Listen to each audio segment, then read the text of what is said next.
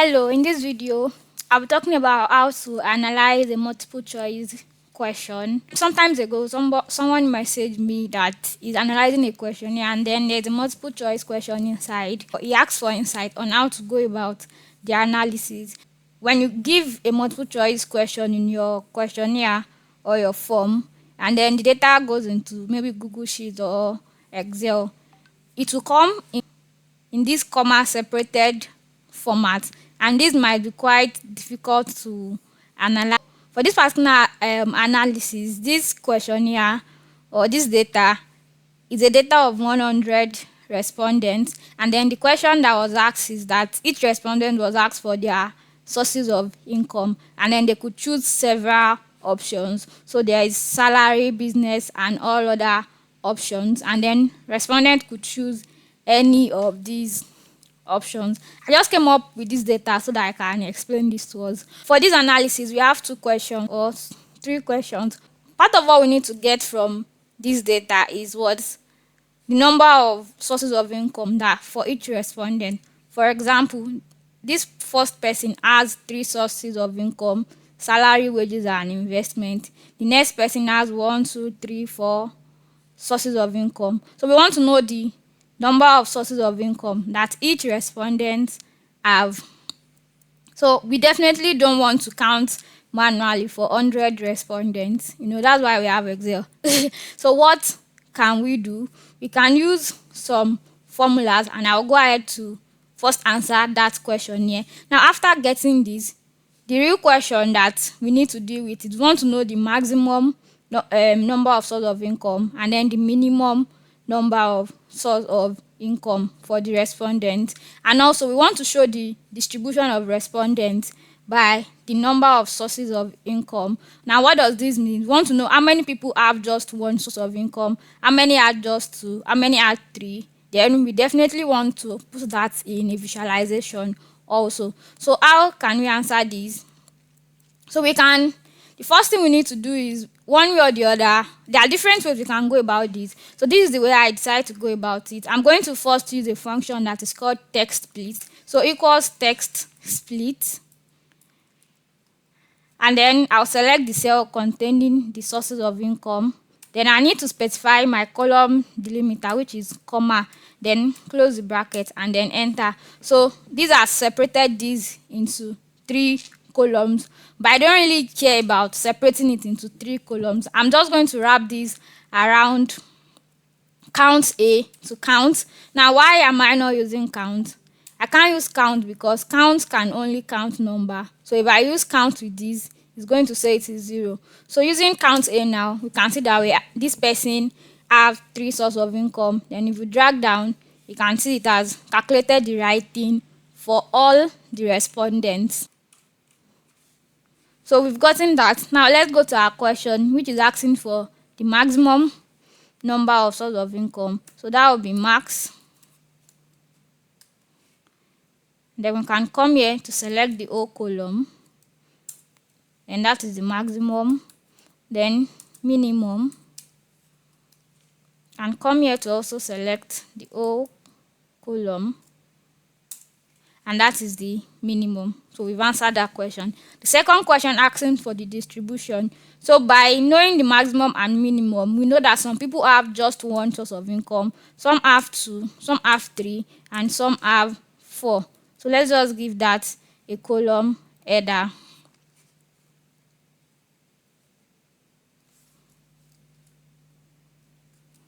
So then we also now want to find the frequency for each.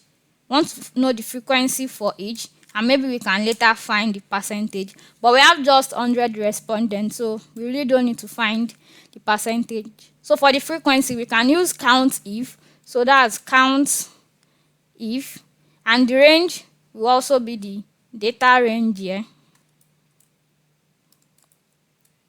And then I'm going to fix this by pressing F4 to make the cell reference absolute. And then for the criteria, that will be this one here, then enter. And if I drag this down here, you can see that 7 respondents had just 1 source of income, 29 had 2, and so on and so forth. So now what if you want to make a chart? So highlight everything, then go to insert, and then choose the chart that you want. So let's say I want this one. Then we can do some light formatting.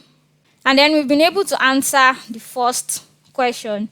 So what's the second question? The second question is show the distribution of respondents by income sources. So I want to know the number of respondents that had salary as their source of income, that had wages as their source of income, and so on and so forth. How are we going to do this? We can use the COUNTIF function also, but if we come here and say COUNTIF, definitely this will be the range. But then what of the criteria? So let's type salary and see what happens.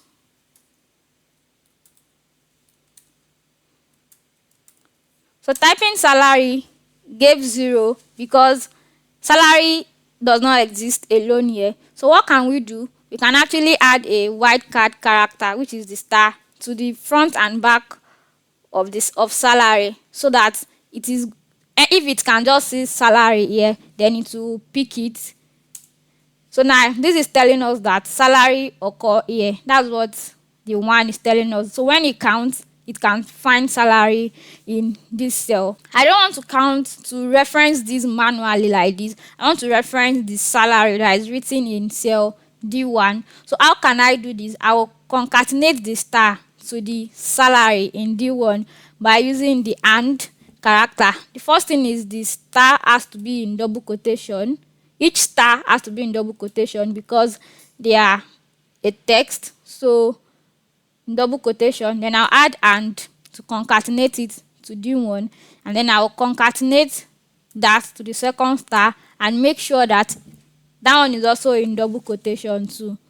Okay, so if I press enter now we have the same result. So my plan is not to write the same formula for each cell.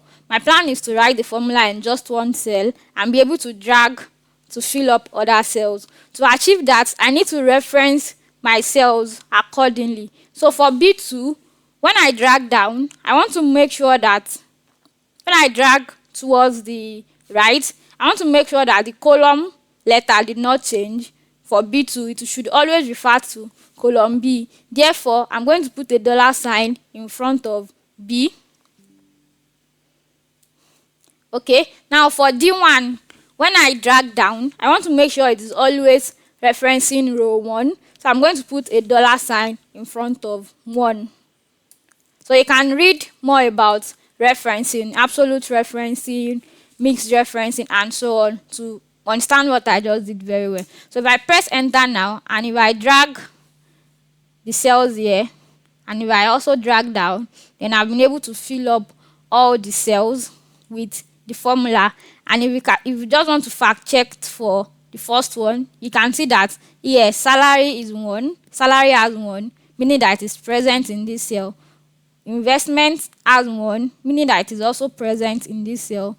Wages also have 1, which means that it is present in this cell. But how is this going to answer our question? So I'm going to insert a cell in front of row 2. So then I'm going to use a sum function to get the total number of respondents for salary. So sum, and then let's add that together. So highlighting everything, enter, and then we can see that 34 respondents makes money through salary. So I can drag this, and then that has filled up the value for other sources of income. I want to use VLOOKUP to get my value into this place. Sorry, I mean XLOOKUP. So equals XLOOKUP. Then the lookup value is this, and then the lookup array is the sources of income. I'll make sure I fix that by pressing F4, and then the return array is this, and then I'm fixing that with F4 also. So I'll close my bracket and then enter. So if I drag this down now, then we've gotten the value. So let me just put column headers there. Sources of income, then the frequency. So also we can put this into a chart. So just highlight everything, then go to insert and then choose a befitting chart. Format it. We've been able to analyze this multiple choice question. I hope you're able to gain one or more things from this. Thank you.